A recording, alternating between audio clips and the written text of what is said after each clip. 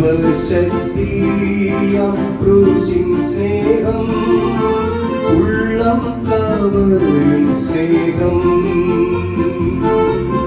ജീവശക്തിയാം ക്രൂശിൻ സ്നേഹം, ഉള്ളം കവരും സ്നേഹം.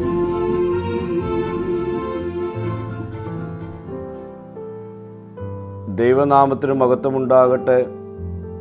ഇന്നത്തെ പ്രഭാത ധ്യാനത്തിനായി 9-ാം സങ്കീർത്തനം 6-ാം വാക്യം.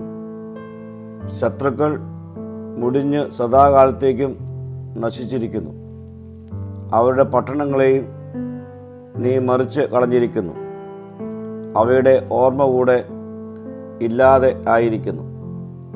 ഇസ്രായേൽ ജനത്തിന് എതിരെയും തനിക്കെതിരെയും ഉയർന്നു വന്ന ശത്രുവിനെ ദൈവം നശിപ്പിച്ചതിനെ ദാവീദ് വർണ്ണിക്കുന്ന വാക്യമാണിത്.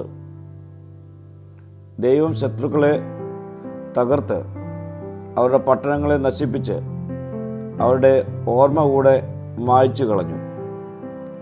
ദൈവത്തിന് മുൻപിൽ ഒരു ശത്രുവിനും നിൽക്കുവാൻ കഴിയുകയില്ല.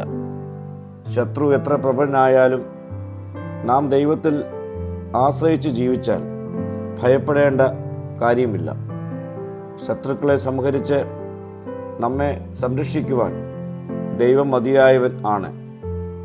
ദൈവം ശത്രുവിൻ്റെ മേൽ നടത്തിയ ന്യായവിധി എത്രയോ ഭയങ്കരം.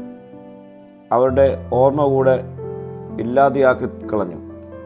പ്രിയ സ്നേഹിതരെ, ശത്രു എത്ര പ്രബലനായാലും നാം എതിരിടേണ്ടതായിട്ടില്ല. നമുക്ക് വേണ്ടി പ്രവർത്തിക്കുന്ന ഒരു ദൈവമുണ്ടെന്നുള്ള വിശ്വാസത്തിൽ അവൻ്റെ പ്രവൃത്തിക്കായി നമുക്ക് കാത്തിരിക്കാം, പ്രാർത്ഥിക്കാം. കർത്താവേ, നിൻ്റെ പ്രവൃത്തിക്കായി കാത്തിരിക്കുവാൻ എന്നെ ശക്തീകരിക്കണമേ. മഹത്വം നീ എടുക്കണം. യേശുവിൻ്റെ നാമത്തിൽ തന്നെ. ആമീൻ.